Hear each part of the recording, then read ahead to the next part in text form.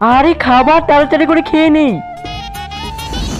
আরে এটা কি জল পোড়া? এই মাসুয়া, তুই তাড়াতাড়ি করে আমার ছেলেকে ছেড়ে দে। না ছাড়বো না, আমি ওকে বাজারে গিয়ে অনেক দামে বিক্রি করব। আমার ছেলেকে বেচিস না, এর বদলে তুই যা চাইবি তাই দিব। আচ্ছা তাই নাকি, ঠিক আছে, তাহলে তুমি আমার বালতিকে জাদুর বানিয়ে দাও, যদি আমার বালতিতে মাছের কোনো অভাব না থাকে। ঠিক আছে, এই দেখ হয়ে গেছে। এই এখন এই কাজটা তো আমারও করতে লাগবে, তাহলে আমিও বড়লোক হয়ে যাব। এই মাছুয়া, তুই তাড়াতাড়ি করে আমার বাচ্চাকে ছেড়ে দে, এমনি তো আমি তোর বাচ্চাকে ছেড়ে দিব না, তার বদলে আমাকে অনেক টাকা দিতে হবে। ঠিক আছে দিচ্ছি, এখন তাড়াতাড়ি করে ছেড়ে দে আমার বাচ্চাকে। হ্যাঁ হ্যাঁ এখনই ছাড়ছি। পায়খানা পরে করি, আগে আমিও বড়লোক হই। আরে কত সুন্দর খাবার,